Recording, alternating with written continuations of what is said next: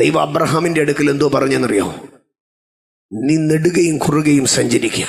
ഈ നെടുകയും കുറുകയും സഞ്ചരിക്കുക എന്ന് പറഞ്ഞാൽ അത് ഇംഗ്ലീഷിൽ ഇങ്ങനെയാണ് ധരിക്കുന്നത്, walk in length and breadth എന്ന് പറഞ്ഞാൽ തെക്കോടെ നടക്കാനല്ല പറഞ്ഞേ, ലെങ്തും ബ്രെഡ്ത്തും എന്ന് പറഞ്ഞാൽ നീ വെക്കുന്ന ഓരോ ഫുഡ് സ്റ്റെപ്പും എന്താണ്? ആമേൻ, അളവാണ്. അങ്ങനെ അബ്രഹാമിന് ദൈവം നൽകിയ മെഷർമെന്റ് ആണ് ഇന്നും പറയുന്നത് 4 അടി. ഇന്നും അളവ് എങ്ങനെയാണെന്നറിയോ? ഫീറ്റിനകത്താ. ഫീറ്റാണ് പിന്നീട് സെന്റിമീറ്ററും മില്ലിമീറ്ററും മീറ്ററും ഹെക്ടറുമായിട്ടൊക്കെ പിന്നീട് അമ്മൻ ഏറ്റവും പഴയ അളവ് ഏതാണെന്നറിയാമോ? ഫീറ്റാ. അമ്മേ, ഇത്ര ഫീറ്റിനകത്ത് അളക്കാൻ മനുഷ്യനെ പഠിപ്പിച്ചതാരാണെന്നറിയാമോ? അബ്രഹാമിനെ ദൈവം പഠിപ്പിച്ചേ. അബ്രഹാമിന്റെ അടുക്കൽ ദൈവം പറഞ്ഞു, നീ ഇങ്ങനെ ലെങ്തിലും ബ്രെഡ്ത്തിലും നടക്കാൻ പറഞ്ഞു. അപ്പോൾ ഓരോ സ്റ്റെപ്പ് നടക്കുമ്പോഴും നീ എന്താണ്? 1, 2, 3, 4. ഇന്ന് പകൽ ഞാൻ പറയട്ടെ, നിന്റെ കാലടി നീ എണ്ണിയില്ലെങ്കിലോ സ്വർഗത്തിലെ ദൈവം എണ്ണം. ഹല്ലേലൂയ. നമ്മുടെയൊക്കെ ഫോണിൽ ഇന്ന് നമ്മൾ വൈകുന്നേരം നമ്മുടെ വാച്ചിലും ഫോണിലും നോക്കുമ്പോഴാണ് അറിയുന്നത് ഞാൻ എത്ര ഫുഡ് സ്റ്റെപ്പ് നടന്നെന്നുള്ളത്. ഞാൻ പറയട്ടെ സഹോദരങ്ങളെ, ഇന്ന് ആപ്പിളും സാംസങ്ങും ഒക്കെ ഫുഡ് സ്റ്റെപ്പ് എണ്ണം പഠിച്ചു വരുന്നതേ ഉള്ളൂ. എന്നാൽ ഇതിനു മുമ്പ്, കാലങ്ങൾക്ക് മുമ്പ് അബ്രഹാമിന്റെ അടുക്കൽ ദൈവം പറഞ്ഞു, നീ ഫുഡ് സ്റ്റെപ്പ് എണ്ണിക്കോ, അത്ര ഫുട്ട് ഞാൻ അളന്നിട്ടേക്കാം, അത് നിനക്ക് കിട്ടുമെന്ന്. കണ്ടോ, ഇവിടെ ഞാൻ പറഞ്ഞു വന്നതിന്റെ കാരണം, അബ്രഹാമിനോട് ദൈവം പറഞ്ഞത് നീ അങ്ങ് അളന്നിട്ടേക്കണം. പിന്നെ നടക്കാൻ വയ്യായെങ്കിൽ നീ എന്തോ ചെയ്യണമെന്നറിയാമോ? നിന്റെ കണ്ണ് വെച്ച് നീ അതങ്ങ് അളന്നേക്കണം. എൻ്റെ സഹോദരങ്ങളെ, അതും ഞാൻ പറയാം, പഴയ കാലങ്ങളിലൊക്കെ മെഷർമെന്റ് എങ്ങനെയായിരുന്നു എന്നറിയാമോ? ടേപ്പ് പിടിച്ചായിരുന്നു മെഷർമെന്റ്. പക്ഷെ ഇന്നത്തെ ഡിജിറ്റൽ സർവേ വരുമ്പോൾ ടേപ്പ് പിടിച്ചല്ല അളക്കുന്നത്. പകരം ഒരു മെഷീൻ കൊണ്ടുവച്ച് അതിന്റെ ലെൻസിനകത്തൂടെ ലേസർ അടിച്ച് ഡിജിറ്റൽ സർവേ നടത്തുമെന്ന് പറഞ്ഞാൽ ടേപ്പ് വേണ്ട. ഡിജിറ്റൽ സർവേ ലോകത്തിൽ ആദ്യം പഠിപ്പിച്ചത് ആരാണെന്നറിയാമോ? അബ്രഹാമിനെ ദൈവം പഠിപ്പിച്ചോ. നീ നല്ല ഉയരമുള്ള ഒരു സ്ഥലത്ത് കയറിയിട്ട് നിന്റെ തല ഉയർത്തി ഇങ്ങനെ നോക്കാവുന്നിടത്തോളം നോക്കണം. നിന്റെ കണ്ണിന്റെ അറ്റം ചെന്ന് പതിക്കത്തില്ലേ? നിന്റെ കണ്ണിനകത്തുനിന്ന് ഒരു ലേസർ പുറപ്പെടുക, നിന്റെ കണ്ണിനകത്തുനിന്ന് ഒരു ഫ്ലെയിം പുറപ്പെടുക. ആ ലേസർ എവിടം വരെ ചെന്ന് വീഴുന്നോ അതിന്റെ അങ്ങേ അറ്റത്ത് ഞാനൊരു ദൂതനെ വിട്ട് കുറ്റി അടിപ്പിച്ചോളാം. അത്ര ഞാൻ നിനക്ക് എഴുതിത്തരാം. ഇതാണ് അബ്രഹാമിനോടുള്ള വാഗ്ദത്തം. നീ കാല് വെച്ചാൽ അത് മെഷർമെന്റ് ആണ്, നിന്റെ കണ്ണു പോയാൽ അത് മെഷർമെന്റ് ആണ്. ആമേൻ. പക്ഷെ അബ്രഹാമിന്റെ കൊച്ചുമകൻ ഹാമോരിന്റെ മകനായ ഹാമോരിന്റെ മക്കളുടെ അടുക്കൽ ചെന്നിട്ട് പറഞ്ഞു, ഒരു കാര്യം ചെയ്യാ, ഞാൻ 100 വെള്ളിക്കാശ് തരാം. ആമേൻ, എനിക്ക് ഈ സ്ഥലം ഇങ്ങ് തരാമോ എന്ന്.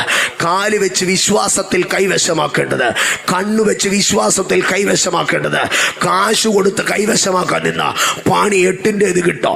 ഞാൻ ആവർത്തിക്കട്ടെ, പ്രാർത്ഥിച്ച് മേടിക്കേണ്ടത്, വിശ്വാസത്താൽ മേടിക്കേണ്ടത്, ഉപവസിച്ച് മേടിക്കേണ്ടത്, കാശിന് മേടിക്കാൻ നിൽക്കരുത്.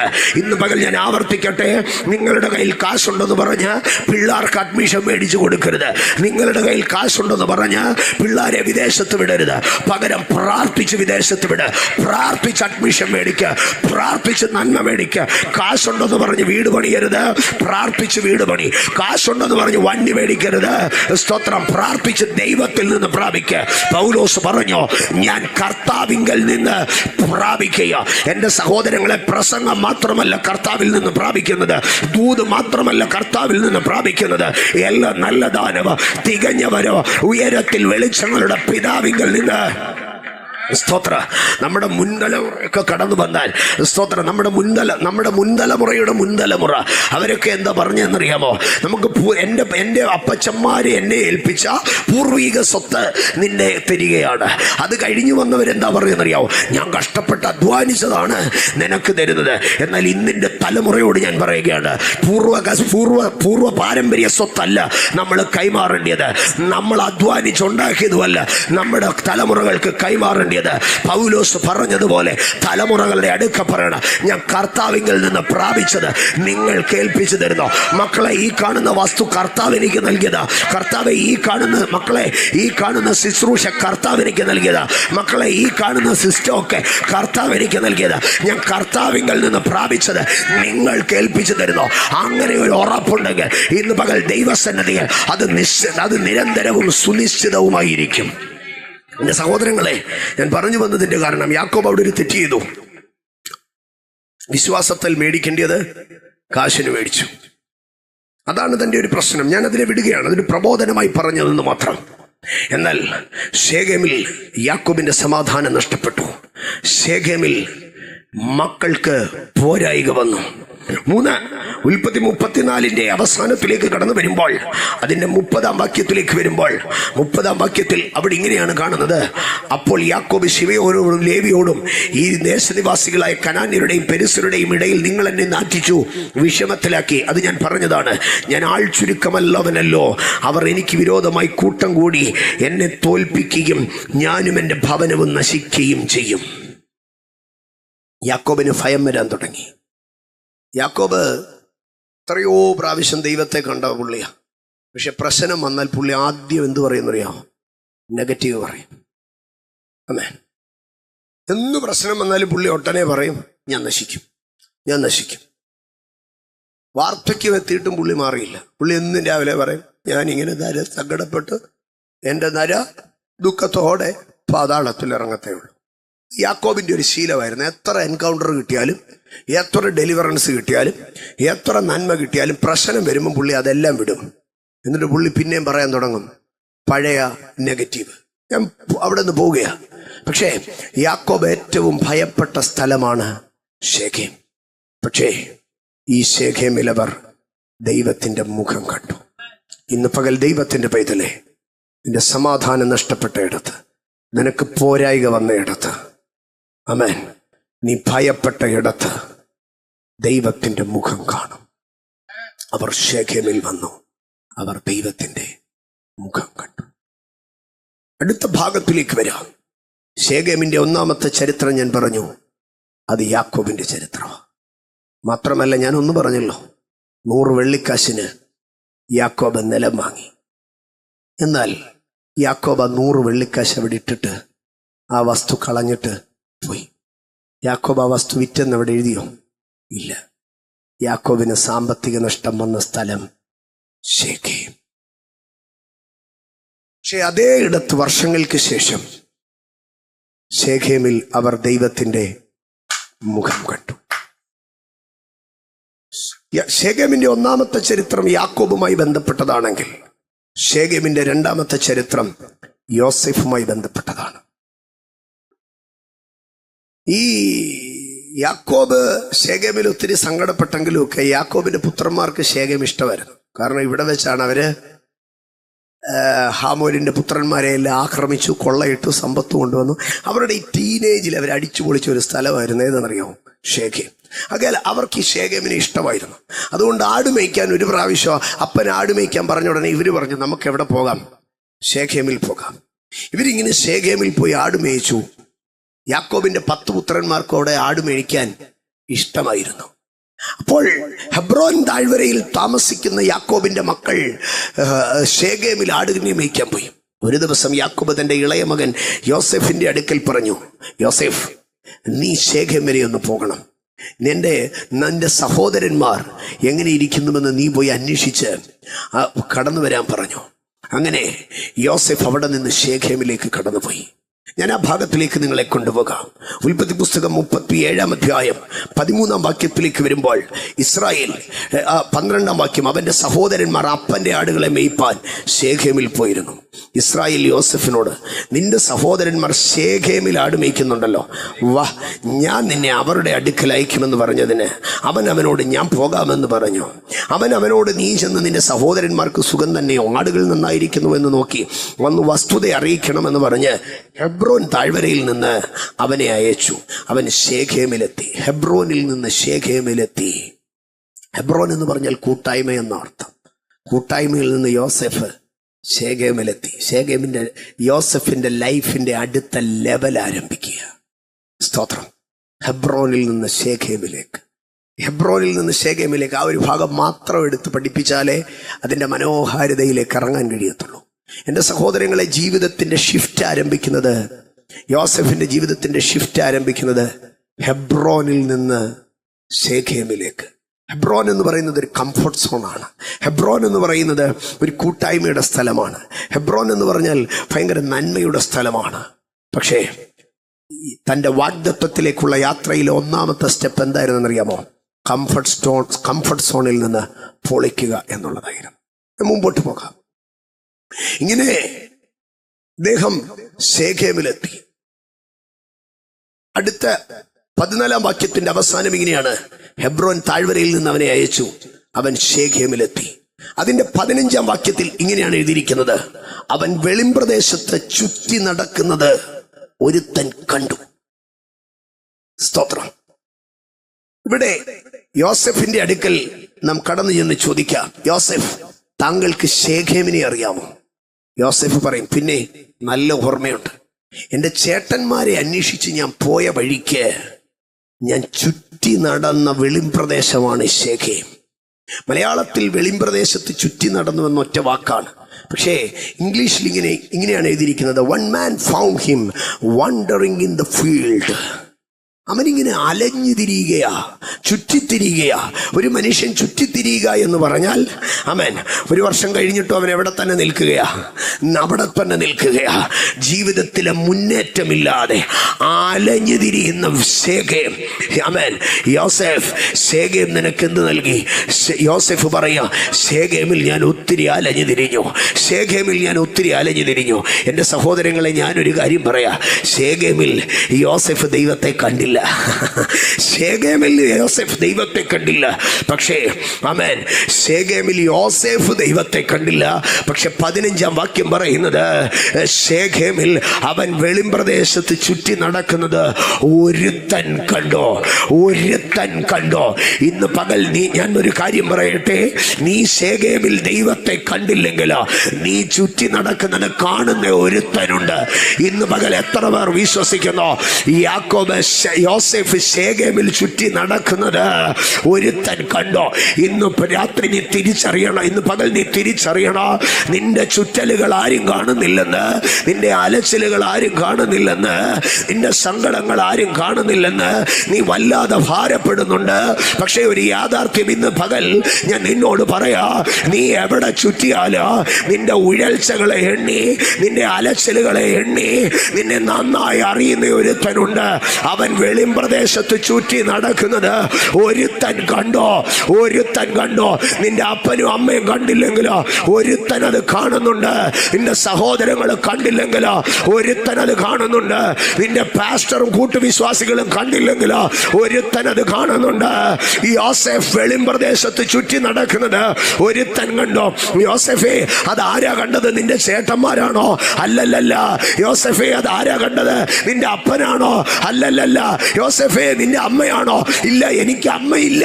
ഈ അമ്മയില്ലാത്ത യോസെഫിനെ വെളിമ്പ്രദേശത്ത് ചുറ്റി നടക്കുന്നത് കാണാൻ ദൈവം ഒരുത്തനെ ആക്കിയിരുന്നു. ഇന്ന് പകൽ ഞാൻ വിളിച്ചു പറയട്ടെ, ഇന്ന് പകൽ ഒരു പക്ഷേ അതൊരു മനുഷ്യനായിരിക്കാം, ഒരു പക്ഷെ അതൊരു ഏഞ്ചലായിരിക്കാം, ഒരു പക്ഷെ ദൈവം നേരിട്ടായിരിക്കാം. നീ ചുറ്റിപ്പിരിയുന്ന വെളിമ്പ്രദേശത്തിൽ നിന്റെ അടുക്കൽ ഇറങ്ങി വന്ന് നിന്നോട് സമ്മതിക്കാൻ ഒരുത്തൻ നിനക്ക് വേണ്ടി ജീവിക്കുന്നുണ്ട്. അർദ്ധനാ ജഗം പ്രൗഢാര അർദ്ധനാ ജഗം പ്രൗഢ ബാർത്ഥനാദി അൽധനാ ജഗം പ്രൗഢ ബാർത്ഥനാദി അർദ്ധനാ ജഗം ധനാദിയ അർദ്ധനാ ജഗം ധന അർദ്ധനാ ലഗസ്യ ധനാജന ദോദാൻ. ആമേൻ. ഈ ശേഖേമിൽ വെച്ച് ഇവന്റെ അലച്ചിൽ അറിയുന്ന ഒരുത്തൻ ഇവനെ കണ്ടോ. യോസെഫ് കണ്ടെത്തിയതല്ല, യോസെഫിനെ കണ്ടെത്തി. നിന്റെ പ്രതികൂലത്തിൽ നിന്നുള്ള പോംവഴി നീ കണ്ടെത്തുകയല്ല, നിന്റെ പ്രതികൂലത്തിൽ നിന്നുള്ള വിടുതലുമായി ഒരുത്തൻ നിന്നെ കണക്ട് ആക്കുക. ഇന്ന് പകൽ പരിശുദ്ധാത്മാവ് ചില കണക്ഷനുകളെ ഇതിനകത്ത് ഓപ്പൺ ആക്കുകയാണ്. സ്വർഗത്തിലെ ദൈവത്തിന് നന്ദി, സ്വർഗത്തിലെ ദൈവത്തിന് നന്ദി. ശേഖേമിൽ യോസെഫിനെ കാണുവാൻ ദൈവം ഒരുത്തനെ നിയോഗിച്ചതുപോലെ ഇന്ന് പകൽ പരിശുദ്ധാത്മാവ് ഇതിനകത്ത് ചില കണക്ഷനുകളെ ഓപ്പൺ ആക്കുന്നു. നീ ചുറ്റിത്തിരിയുന്ന ശേഖേമിൽ ദൈവം ചില കണക്ഷനുകളെ, നീ ചുറ്റിത്തിരിയുന്ന ശേഖേമിൽ ദൈവം ചില ഡെസ്റ്റിനി ഹെൽപ്പേഴ്സിനെ സ്വർഗത്തിന്റെ അധികാരത്തിൽ ഈ പരിശുദ്ധാത്മാവിന്റെ ശക്തിയിൽ, ദൈവരാജ്യത്തിന്റെ ശക്തിയിൽ ഞാൻ ഉറക്കെ പ്രഖ്യാപിക്കുന്നു. Some destiny helpers are connecting with you.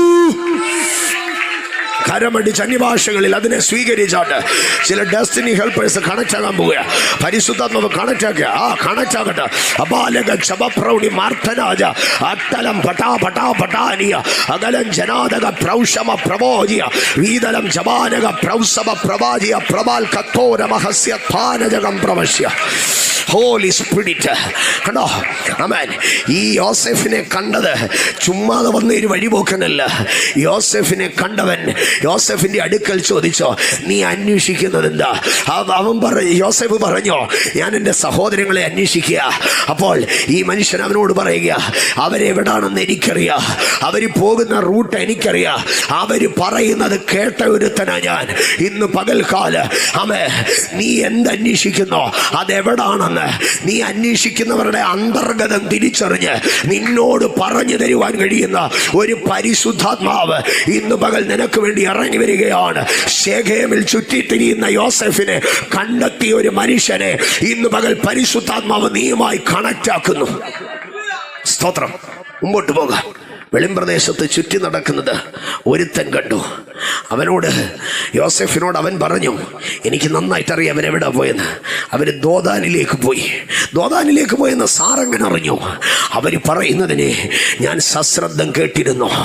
ഞാനത് കേട്ടു. കാരണം നിനക്ക് വഴി പറഞ്ഞു തരുവാൻ തക്കവണ്ണ ഇന്ന് പകൽക്കാലം ദൈവത്തിൻ്റെ വചനത്തിൻ്റെ ശക്തിക്കകത്ത് ദൈവം ചിലർക്ക് വേണ്ടി ചില കണക്ഷനുകളെ എസ്റ്റാബ്ലിഷ് ചെയ്യുന്നത് കൊണ്ട് സ്തോത്ര. ഞാൻ പറഞ്ഞു വന്ന വിഷയത്തിലേക്ക് വരാം.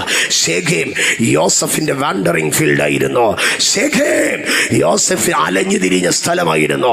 ഈ രണ്ട് ഭാഗങ്ങളെ നിങ്ങൾ ഓർത്തുകൊള്ളണം. അപ്പന്റെ മക്കൾക്ക് പോരായ്മ വന്ന സ്ഥലം, അപ്പന്റെ സമ്പത്ത് നഷ്ടപ്പെട്ട സ്ഥലം, അപ്പന്റെ സമാധാനം നഷ്ടപ്പെട്ട സ്ഥലം, അപ്പന്റെ സാമ്പത്തികം നഷ്ടപ്പെട്ട സ്ഥലം, യോസഫിന്റെ ജീവിതത്തിൽ അലഞ്ഞു തിരിഞ്ഞ സ്ഥലം.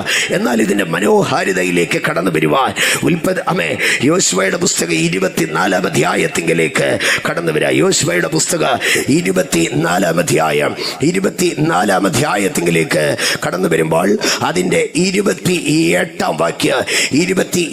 വാക്യം ഒന്ന് വായിക്കാമോ? 28 വാക്യം.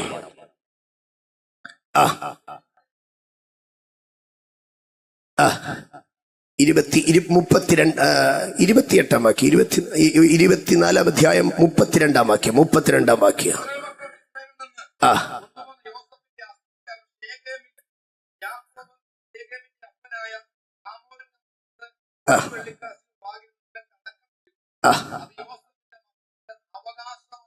അത് യോസെഫിന്റെ മക്കൾക്ക് അവകാശമായി തീർന്നു. എന്റെ സഹോദരങ്ങളെ, ശേഖേമിന്റെ 2 ചരിത്രം ഞാൻ പറഞ്ഞു. ഒന്ന്, യോസെഫ് അലഞ്ഞിതിരിഞ്ഞ സ്ഥലം.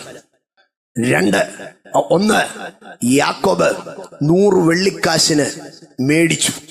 പക്ഷേ മേടിച്ച കാശും കളഞ്ഞ് വസ്തുവും കളഞ്ഞ് ശേഖേമിൽ നിന്ന് യാക്കോബ് ഓടിപ്പോയി. യാക്കോബിന്റെ 100 വെള്ളിക്കാശ് നഷ്ടം.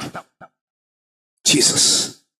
പക്ഷേ കാലങ്ങൾക്കിപ്പുറം കനാൻ ദേശത്തിലേക്ക് ഇസ്രായേൽ കടന്നു വന്നപ്പോൾ യാക്കോബിന്റെ മകനായ യോസെഫിന്റെ മക്കളെ അരികെ വിളിച്ചിട്ട് പറയാ, നിന്റെ വല്യപ്പന്റെ അപ്പന്റെ അപ്പനെ 100 വെള്ളിക്കാശിന് പണ്ടിത് മേടിച്ചതാ.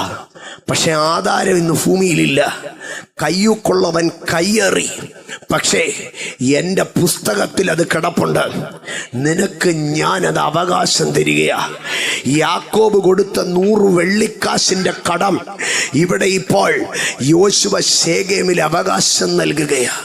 അപ്പൊ ഞാനൊന്ന് ചോദിക്കാം, യാക്കോബിന്റെ മക്കളല്ലേ രൂബേനും ശിമയോനും ലേവിയും നഫ്താലിയും ദാനും ഗാദും ആശേറും യഹൂദനും എല്ലാം?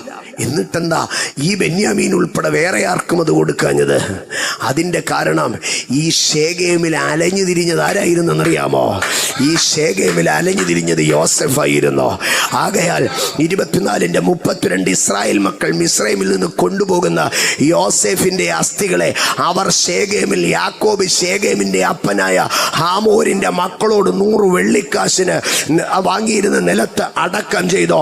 അത് യോസെഫിന്റെ മക്കൾക്ക് പേർക്ക് അവകാശമായി തീർന്നു. ഇന്ന് പകൽ യോസേഫേ, നീ അലഞ്ഞ മണ്ണ് നിന്റെ മക്കൾക്ക് ദൈവം അവകാശമാക്കി തരാം. ഇന്ന് പകൽ എത്ര പേർക്ക് പറയാൻ കഴിയാ, ഞാൻ അലഞ്ഞ മണ്ണിൽ എൻ്റെ ദൈവം എൻ്റെ മക്കളെ അവകാശികളാക്കുക. നീ വാണ്ടർ ചെയ്ത ഇടത്ത് നിന്റെ മക്കൾ പൊസസേഴ്സ് ആയിരിക്കുക, നിന്റെ മക്കൾ ഇൻഹെറിറ്റേഴ്സ് ആയിരിക്കുക. ഇന്ന് പകൽ എത്ര പേർക്ക് പറയാൻ കഴിയുക, നീ വാണ്ടർ ചെയ്ത മണ്ണിൽ നിന്റെ മക്കൾ ഇൻഹെറിറ്റേഴ്സ് ആയിരിക്കുക. നീ അലഞ്ഞു തിരിഞ്ഞ ഇടത്ത് നിന്റെ മക്കൾ അവകാശികളായിരിക്കുക. നീ നാണം കെട്ട ഇടത്ത് നിന്റെ മക്കൾ തല ഉയർത്തി നിൽക്കുക. അതരം തുറന്ന് കരമടിച്ച് അന്യഭാഷകളിൽ ദൈവത്തിന് സ്തോത്രം ചെയ്തിട്ട് നീ നിന്ദിക്കപ്പെട്ട ഇടത്ത്, നീ തകർക്കപ്പെട്ട ഇടത്ത് നിന്നെ മാനിക്കാൻ കഴിയുന്ന ഒരു ദൈവ. യോസേഫ് അലഞ്ഞ ഇടത്ത് യോസേഫിന്റെ മക്കൾക്കൊരു അവകാശം കൊടുത്തോ. നീ അലഞ്ഞ മണ്ണിന്റെ മേലൊരു അവകാശം പറ, നീ തകർന്ന മണ്ണിന്റെ മേലൊരു അവകാശം പറ. അവിടെ നിന്റെ മക്കൾക്ക് ദൈവം ഒരു അവകാശം നൽകും. എൻ്റെ സഹോദരങ്ങളെ, അവൻ ആർക്കും കടക്കാരനല്ലെന്നൊന്നും ചുമ്മാതല്ല ഭക്തന്മാർ പാടിയത് കേട്ടോ. എന്തോ കണക്കാണെന്ന് നോക്ക്. 100 വെള്ളിക്കാശിന് യാക്കോബ് എഴുതി മേടിച്ച സ്ഥല കാലാന്തരത്തിൽ അന്യാധീനപ്പെട്ട് കൈക്കൊള്ളം കൈവശമാക്കി. പക്ഷെ തലമുറകൾക്ക് ശേഷം ആ ദൈവം അവിടെ പറയുക, ഹാമോരിന്റെ മക്കളോട് വിലയ്ക്ക് വാങ്ങിയ 100 വെള്ളിക്കാശിന് യാക്കോബ് വിലയ്ക്ക് വാങ്ങി. ആധാരമില്ല, മുന്നാധാരമില്ല, വരുത്തുപോക്കില്ല, ടാക്സ് അടച്ച റെസിപ്റ്റ് ഇല്ല. പക്ഷെ സ്വർഗത്തിലെ ദൈവത്തിന്റെ കണക്ക് പുസ്തകം അത് കിടപ്പുണ്ട്. ദൈവം കൊച്ചുമക്കളുടെ മക്കൾക്ക് അത് കൊണ്ടു കൊടുത്തോ. സ്തോത്ര. എൻ്റെ സഹോദരങ്ങളെ, ഞാനൊന്ന് പറയട്ടെ, അക്കാലത്ത് യാക്കോബിന് 100 വെള്ളിക്കാശ് എന്ന് പറഞ്ഞാൽ വലിയ കാര്യമൊന്നും ആയിരിക്കത്തില്ല. പക്ഷേ ഈ കൊച്ചുമക്കളുടെ മക്കൾക്ക് ആമേൻ, ഈ 100 വെള്ളിക്കാശിന്റെ വസ്തുവിന്റെ മൂല്യവിപ്പ് എത്രയായി? ഇന്ന് പകൽ ഞാനൊരു കാര്യം അതിനകത്തുനിന്ന് പറയാ. നിന്നെ ഒരുത്തൻ വഞ്ചിച്ച് അപഹരിച്ചു കൊണ്ടുപോയാൽ അവൻ കാലങ്ങൾക്ക് ശേഷം സ്വർഗം നിനക്കത് തിരിച്ചു തരുമ്പോൾ പലിശയുടെ പലിശയോ കൂട്ടുപലിശയും ചേർത്ത് അന്നത്തെ മാർക്കറ്റ് വാല്യൂവിൽ ദൈവം കടം വീട്ട് ഏത് കള്ള സാത്താൻ അതിനെതിരെ പറയാ. ഇന്ന് പകൽ കരമടിച്ച് ദൈവശക്തിയെ പ്രാപിച്ചാട്ടെ. അച്ഛനാമരാജകം പ്രൗഢപാർത്ഥനാദിയ അൽധനവടവപ്രഭാഷ്യ അൽധനാജകം പ്രൗഢപാർത്ഥനാജര അൽധനാജകം പ്രൗഢാനി. എൻ്റെ സഹോദരങ്ങളെ, ഞാൻ മുമ്പോട്ട് പോവുകയാ. അപ്പൻ അലഞ്ഞ സ്ഥലത്ത് മക്കൾ അവകാശികളായി. അപ്പൻ്റെ പണം പോയ അതേ സ്ഥലത്ത് മക്കൾ അവകാശികളായി തീർന്നില്ല. യാക്കോബിനോടുള്ള നീതി ഞാൻ പറഞ്ഞു, യോസേഫിൻ്റെ മക്കളോടുമുള്ള നീതി ഞാൻ പറഞ്ഞു. പക്ഷേ യോസേഫിനോടൊരു നീതിയുണ്ട്. യോസേഫേ, താങ്കൾ എത്ര ദിവസം ശേഖേമിൽ അലഞ്ഞോ? യോസേഫ് പറയും, ഞാൻ 1 ദിവസം ശേഖേമിൽ അലഞ്ഞോ, അല്ലെങ്കിൽ 2 ദിവസം ശേഖേമിൽ അലഞ്ഞോ. പക്ഷേ ഇന്ന് ശേഖേമിൽ ചെന്ന് കഴിഞ്ഞാൽ യോസേഫിൻ്റെ അസ്ഥികൾ അവിടെ സുന്ദരമായിട്ട് എന്ത് ചെയ്യുക? വിശ്രമിക്കുകയാ. എത്ര വർഷമായിട്ട് യോസേഫിൻ്റെ അസ്ഥികൾ അവിടെ വിശ്രമിക്കുകയാ? വർഷം എത്ര കഴിഞ്ഞോ? നൂറ്റാണ്ടുകൾ എത്ര കഴിഞ്ഞോ? സഹസ്രാബ്ദങ്ങൾ എത്ര കഴിഞ്ഞോ? ഇന്ന് ശേഖേമിൻ്റെ മണ്ണിനകത്ത് യോസേഫിൻ്റെ അസ്ഥികൾ വിശ്രമിക്കുക. അന്ത്യകാഹളനാദത്തിങ്കൽ പെട്ടെന്ന് കണ്ണുവെക്കുന്നിടയിൽ ഒരു അവസാന രൂപ ഉയർപ്പുണ്ട്. പഴയ നിയമ ഭക്തന്മാർ, വിശുദ്ധന്മാർ കാഹളനാദത്തിങ്കൽ ഉയർക്കുന്ന മരിച്ചവർ ആബാലവൃത്തം ഉയർത്തു വരുന്ന കല്ലറയിൽ ദാനിയേലിന്റെ അടുക്കൽ പറഞ്ഞിട്ടുണ്ട്, നീയോ പോയി വിശ്രമിച്ചു കൊള്ളുക, കാലങ്ങളുടെ അവസാനത്തിങ്കൽ നിന്റെ ഓഹരി പ്രാപിപ്പാൻ എഴുന്നേറ്റ് വരിക. അന്ന് കാഹളം ധ്വനിക്കുമ്പോൾ കാലാവസാനത്തിങ്കൽ ഓഹരി പ്രാപിപ്പാൻ അബ്രഹാമും ഇസഹാക്കും യാക്കോബ മക്പേല ഗുഹയിൽ നിന്ന് പൊങ്ങി വരുമ്പോൾ, ആ മക്പേല ഗുഹയിൽ നിന്നല്ല, യോസേഫ് ഇപ്പുറത്ത് ശേഖേമിൽ നിന്ന് എഴുന്നേൽക്കുക. അന്ന് ദൂതന്മാര് ദൈവത്തോട് ചിലപ്പോൾ ചോദിക്കുക, അബ്രഹാമും ഇസഹാക്കും മക്പേല ഗുഹയിലല്ലേ, പിന്നെന്താ യോസേഫിനെ ആ മക്പേല ഗുഹയിൽ അടക്കാഞ്ഞത്? അപ്പൊ ദൈവം പറയാ, മക്പേല ഗുഹയെ കാട്ടില് യോസേഫ് ശേഖേമിൽ നിന്ന് കയറി വരുന്നതാ എനിക്കിഷ്ട. കാരണം അവിടാ അവൻ അലഞ്ഞത്, അവിടാ അവൻ തകർന്നത്, അവിടാ ഹെബ്രോന്റെ താഴ്വരയിൽ നിന്ന് അവൻ നിയോഗം ഏറ്റെടുത്തു പോയി കഷ്ടം അനുഭവിച്ചത്. എൻ്റെ സഹോദരങ്ങളെ, യോസേഫ് കഷ്ടം ഒത്തിരിയിടത്ത് അനുഭവിച്ചിട്ടുണ്ട്. പക്ഷേ യോസേഫ് തൻ്റെ നിയോഗം കേട്ട ഉടനെ, തൻ്റെ വിളി കിട്ടിയ ഉടനെ, തൻ്റെ ദർശനത്തിന് ഇറങ്ങി തിരിച്ച് ആദ്യത്തെ വലച്ചിൽ അലഞ്ഞത് ശേഖേമിൻ്റെ മണ്ണിനകത്ത്. അങ്ങനെയെങ്കിൽ യോസേഫ് ഈ ഭൂമിയോടുള്ള ബന്ധം അവസാനമായി വിട പറയുന്ന അന്ത്യകാഹളനാദത്തിങ്കൽ, കാലാവസാനത്തിങ്കൽ ഓഹരി പ്രാപിപ്പാൻ യോസെഫിന്റെ ടിക്കറ്റ് എവിടെ നിന്നാണെന്നറിയാമോ? ശെഖേമിൽ നിന്ന് സ്വർഗത്തിലേക്ക്. അബ്രഹാമിന്റെ ടിക്കറ്റ് മക്പേലയിൽ നിന്ന് സ്വർഗത്തിലേക്ക് എന്ന് പറയുമ്പോൾ, മോശയുടെ ടിക്കറ്റ് മോവാബ് സമഭൂമിയിലെ പിസ്ഗ എന്ന കൊടുമുടിയിൽ നെബോ എന്ന പർവ്വതത്തിൽ നിന്ന് ആ ടിക്കറ്റ് എഴുതുമ്പോൾ, ഇന്ന് പകൽ ഞാൻ വിളിച്ചു പറയട്ടെ, യോസെഫിന്റെ ടിക്കറ്റിൽ ഇങ്ങനെ എഴുതാ, ശെഖേം ടു ഹെവൻ. അജല രഗച്ചന പ്രൗഢഭാര്യ അർത്ഥന ജഗന്ധരാദിയ അൽധനോ ജഗര രഹസ്യ പ്രവാചലം അട്ടലം പ്രവാചകർ കത്തേനിയ അർത്ഥന ജഗന്ധരാദിയ. ആമേൻ, ആമേൻ. എൻ്റെ സഹോദരങ്ങളെ, യോസെഫ് ജീവിച്ചിരിക്കുന്ന കാലത്തൊക്കെ പലരും ഒരുപക്ഷെ പറഞ്ഞു കാണുക, ഈ ശെഖേമി കുറെ നാൾ യോസെഫ് അലഞ്ഞതാ, ഈ ശെഖേമി യോസെഫ് കുറെ കാലം അലഞ്ഞതാ. പക്ഷെ ഞാനൊരു കാര്യം പറയട്ടെ, യോസെഫ് ശെഖേമിൽ അലഞ്ഞുവെന്ന് അവന്റെ മരണം വരെ പറഞ്ഞു. എന്നാൽ അവന്റെ മക്കൾ തിരികെ വന്നതിന് ശേഷം അവന്റെ ശവകുടീരത്തെ അവർ പണിതെടുത്തോ. അതുവഴി കടന്നു പോകുന്നവരൊക്കെ ഈ ശെഖേമിലൊന്ന് നിന്ന് നോക്കിയിട്ടേ പോകത്തുള്ളൂ. ഇതാ മനോഹരമായ ഒരു മോണ്യുമെന്റ്, ഇതാ മനോഹരമായ ഒരു ശവകുടീര. ആ ശെഖേമിൽ കൂടെ കടന്നു പോകുന്നവരൊക്കെ ചോദിക്കുക, ഇതെന്താ ഇവിടെ ഒരു മോണ്യുമെന്റ്? അവര് പറയാ, ഇതൊരു മനുഷ്യന്റെ മോണ്യുമെന്റ്. അപ്പന്റെ വീട്ടിലെ ഇളയ മകനായിരുന്നു, മിസ്രൈമിലെ രാജാവിന് രണ്ടാമനായിരുന്നു, ഫറവോന്റെ വിശ്വസ്ത മന്ത്രിയായിരുന്നു. ലോകം മുഴുവൻ ക്ഷാമം വന്നപ്പോൾ ആ ഒരൊറ്റ മനുഷ്യനുള്ളത് കൊണ്ടാണ് ലോകം ഇന്ന് പിടിച്ചു നിൽക്കുന്നത്.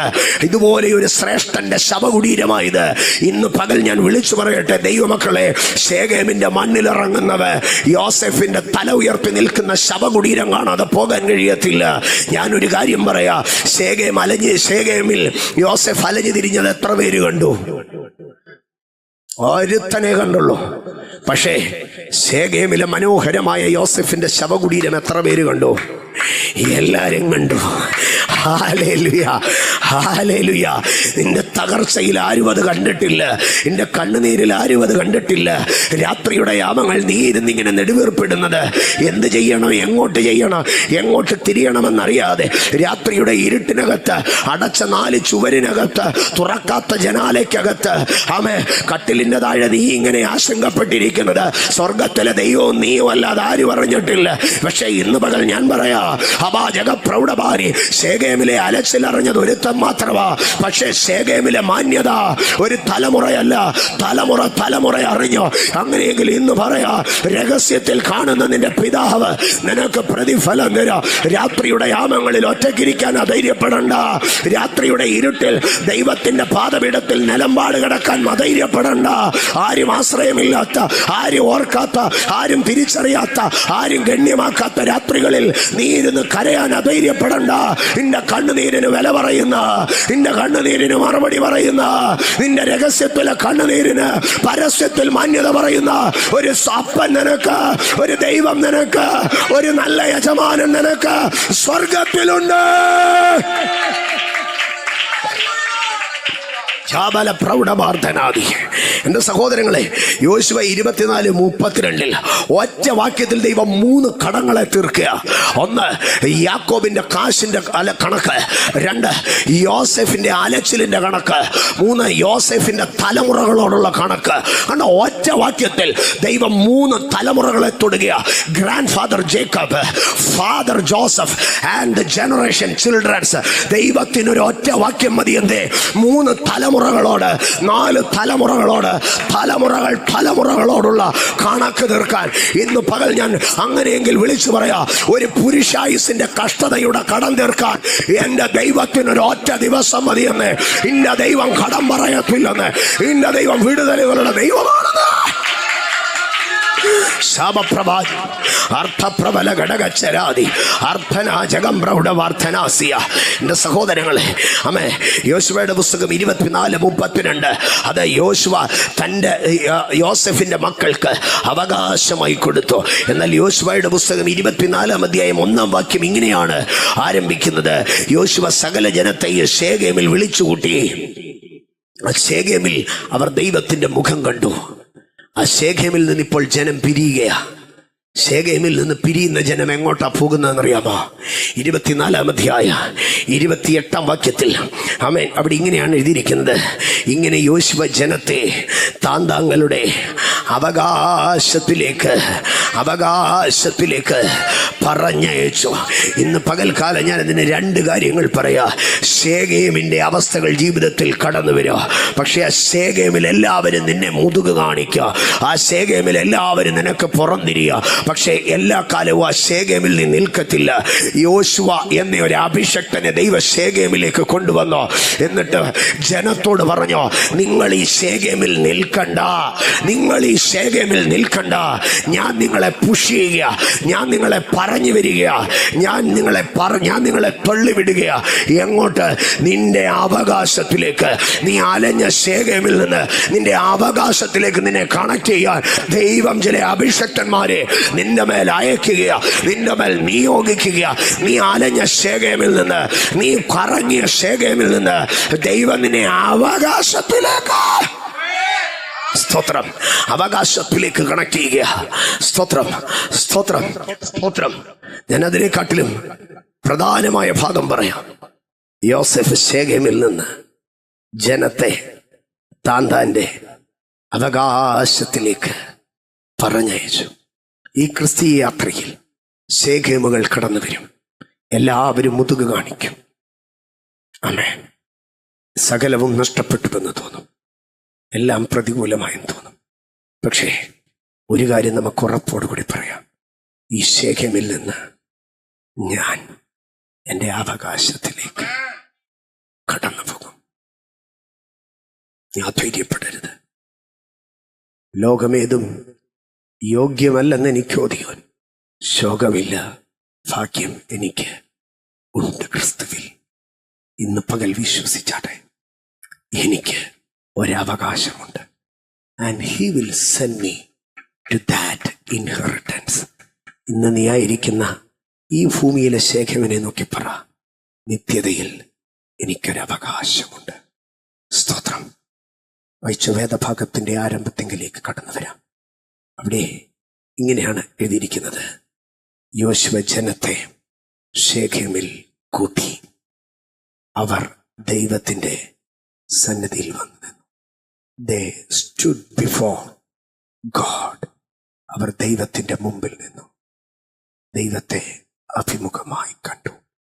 ഇന്ന് പകൽ നിങ്ങളായിരിക്കുന്ന ശേഖേമിനകത്ത് you are going to see him face to face. Face to face. യേശു കർത്താവിന്റെ ഉയർപ്പിനന്തരം ശിഷ്യന്മാർ ഭയപ്പെട്ട് ഒരു മുറിയിൽ വാതിലടച്ചിരിക്കുക. കയറാനും ഇറങ്ങാനുമുള്ള എല്ലാ വാതിലുകളും അടയുമ്പോൾ ആ അടഞ്ഞ വാതിലിനകത്ത് യേശു വന്നവരുടെ നടുവിൽ നിന്നിട്ട് അവരെ നോക്കി പറഞ്ഞു, നിങ്ങൾക്ക് സമാധാനം. ഇന്ന് പകൽ നിന്റെ അടഞ്ഞ മുറിക്കകത്ത്, നിന്റെ വാതിലുകൾ അടയപ്പെട്ടയിടത്ത്, നീ അലയുന്നയിടത്ത്, നിനക്ക് പോരായ്ക വന്നയിടത്ത്, നീ തകർന്നയിടത്ത്, ഇന്ന് പകൽ you are going to see him face to face.